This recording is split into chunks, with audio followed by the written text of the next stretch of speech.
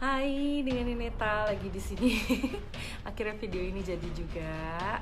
Nah, pasti udah pada denger ya, selama semingguan ini tuh banyak banget berita tentang diplomat Indonesia yang masih muda, yang marah-marah ke sebuah negara yang ngebelain Papua dengan mempertanyakan soal HAM di sana, apa yang terjadi gitu.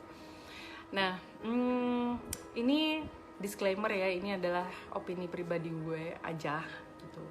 Boleh didengar, boleh enggak. Yang pertama, gue mencoba menjadi sangat open minded dan merasa bahwa mungkin Mbak Diplomat itu sebagaimana dia adalah seorang diplomat, dia merasa wajar untuk melakukan hal itu ya, untuk membela kedaulatan dan juga wibawa negaranya. Yang kedua yang gue sayangkan adalah yang mengutarakan isu itu adalah seseorang dengan jabatan yang tinggi, sementara Mbak Diplomat ini kayaknya masih junior ya, nggak tahu deh. Tapi kayak gue berani yakin bahwa itu nggak sebanding dengan orang yang mengutarakan problem itu. Rasa-rasanya dalam hubungan diplomatik tuh kayaknya gimana banget gitu, ibaratnya kayak presiden datang yang presiden negara lain datang yang nyambut eselon 1, eselon 2 gitu misalnya, kan itu kayak apa ya, those kind of things dinilai gitu dalam hubungan diplomatik. Jadi kesannya kalau gue ngeliat itu kayak, kok Indonesia kayak ngecilin banget ya isu ini gitu. Nah, ketiga, selain pemilihan kata-katanya mbaknya itu juga, tapi the attitude itu juga kayak gue sih pas nonton itu kayak, Mbak, apa lo nggak tahu ya bahwa emang bener ada pelanggaran HAM di Indonesia? I know that's not the point gitu, bahwa lo bisa bilang ya lo ngapain ngurus campur ini gue, keadaan dalam negeri gue, tapi HAM itu kan kayaknya isu yang bukan isu yang kecil gitu loh. HAM itu tuh selalu menjadi isu yang universal, dimana bahkan Indonesia sendiri aja bukannya yang innocent banget, gak pernah melakukan intervensi sama negara lain. Waktu kita ke Timor Leste tuh juga kita seperti itu loh. Pemerintah Indonesia tuh seperti itu loh. Yang paling gampang ya, netizen deh sekarang gitu, kita tuh komen terus loh tentang Palestina dan Israel ya, itu that's the same thing loh gitu kan. Nah, terus yang poin selanjutnya yang ganjel di gua itu adalah, gua rasa nih kita sebagai orang-orang yang melek soal Papua, yang tertarik, yang ingin memberikan perhatian gitu, kita kayaknya udah mesti stop pakai narasi tentang mbaknya orang Papua, mbaknya tinggal di Papua, mbaknya emang udah berapa lama di Papua, kayak gitu. Karena menurut gue itu terlalu shallow untuk menanggapi hal sebesar ini. Kita harus brought up hal-hal yang lebih faktual gitu loh, untuk ngebela isu yang mau kita angkat. Misalnya, selama gue di Papua itu ya, gue memperhatikan Papua itu, salah satu problem yang ada di Papua adalah soal penyebaran informasi, baik itu informasi yang dari Papua atau informasi yang ke Papua. Itu selalu selalu seperti dipilih-pilih. Mungkin kalau teman-teman yang tidak punya link dan tidak punya relasi seperti gue, nggak akan tahu banyak hal tentang Papua yang beneran terjadi di sana.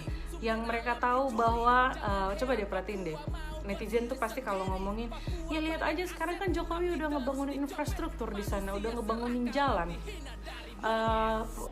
Presiden yang dulu kan enggak gitu. Selalu seperti itu narasinya. Kenapa? Karena mereka karena memang yang digodok soal infrastruktur terus, soal jembatannya Pak Jokowi, soal pabrik semen yang dibangun di sana. Maksud gue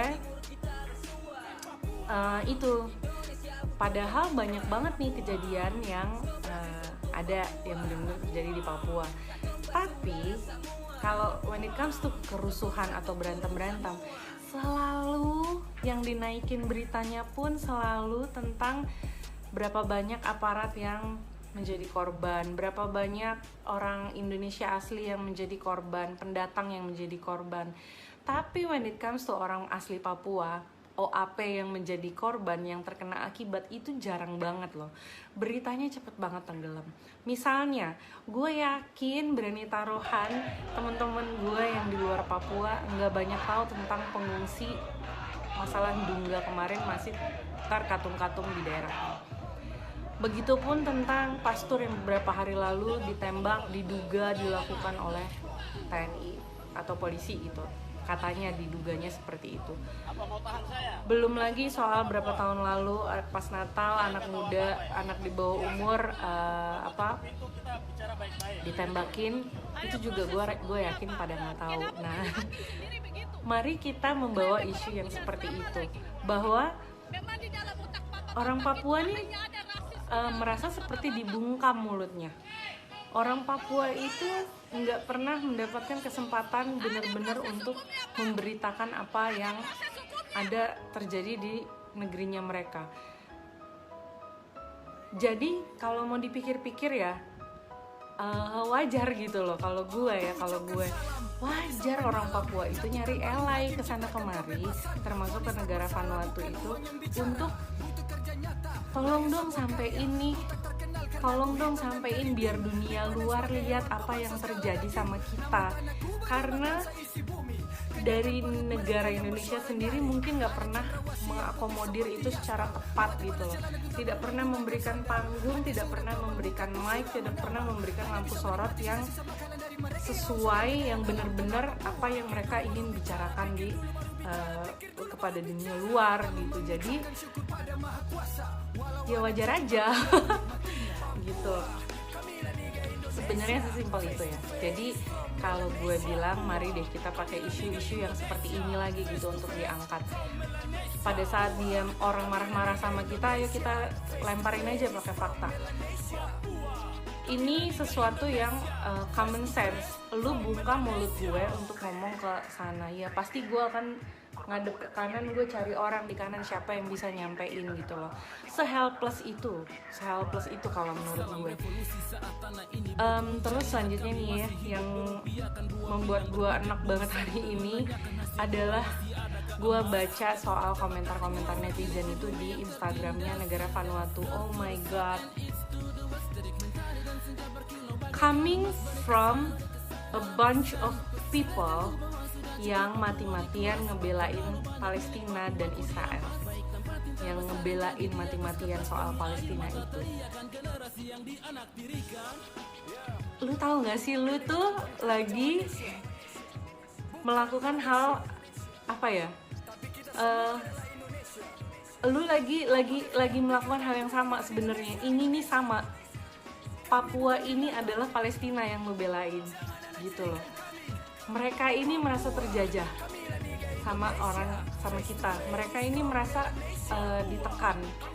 Begitupun sama kayak yang lu lakuin ke orang Palestina itu, sama di Papua tuh kayak begitu. Vanuatu itu adalah kalian yang lagi ngebelain Palestina. Kalian orang Palestina bukan kalian orang Indonesia kan? Kalian belain Palestina di segala macemin sama Israel. Punya hak nggak untuk interfere urusan dalam negerinya, ya kan? Nah, sama Vanuatu juga kayak begitu ke Papua. Ngerti nggak? Kalau ini nggak ngerti, gue nggak paham lagi gimana ngejelasinnya.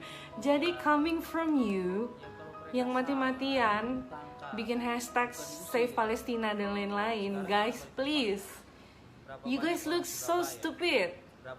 Gitu loh, lu datang ke Instagramnya orang Vanuatu, lu hina anak kecilnya, lu bilang kayak apa segala macam, lu hina perempuannya, lu hina adatnya.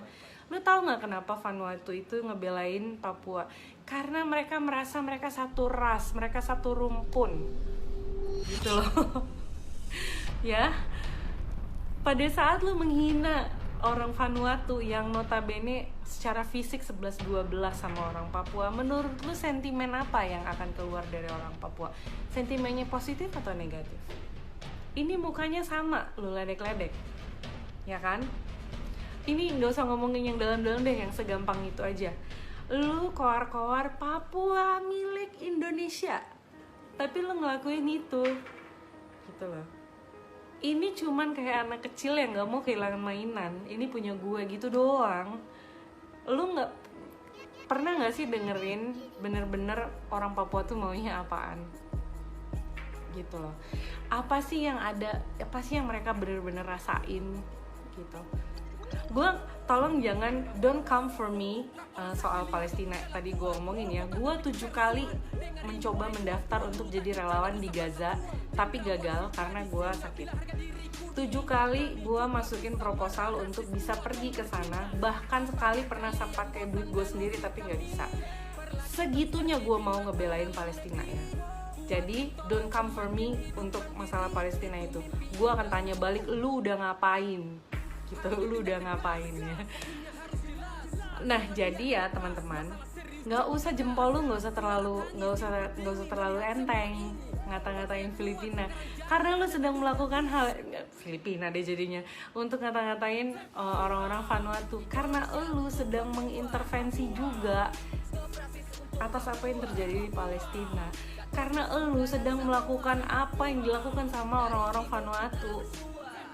Masalahnya mereka lebih pintar, mereka cari jalur yang formal, mereka lakukan sesuai dengan hukum internasional. Mereka cari orang saksi yang benar, bukan jempolnya. Bukan cuma nulis status di Facebook. Gitu. Jadi, jangan bikin malu Indonesia, guys. Seolah-olah kita nih negara yang udah paling suci banget, kita nih negara yang udah emang nggak pernah melakukan hal yang salah sama sekali. Dan yang paling oh my god, jangan senaif itu mikir bahwa nggak pernah kejadian apa-apa di Papua, bahwa tidak ada pelanggaran HAM di Papua, bahwa nggak pernah ada orang yang mati sia-sia di Papua. Karena kalau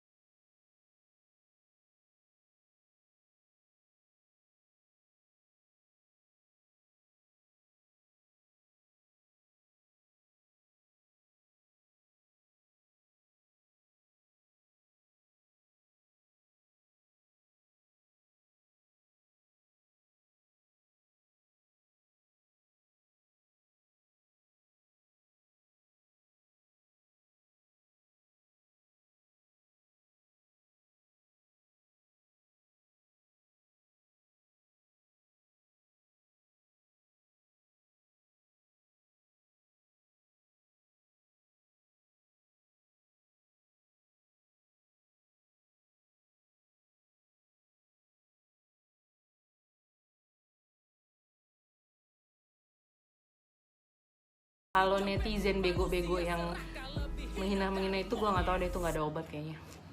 Oke, kita doakan saja semoga dia cepat diberikan hikmat lah. Gue mau bilang cepat diangkat ke surga kayak Nathan, ya kan? Ya udah gitu aja dari gue. Semoga kalian semua baik-baik di luar sana. Jangan lupa pakai masker, cuci tangan. Kalau bisa nggak usah keluar. See you guys, God bless.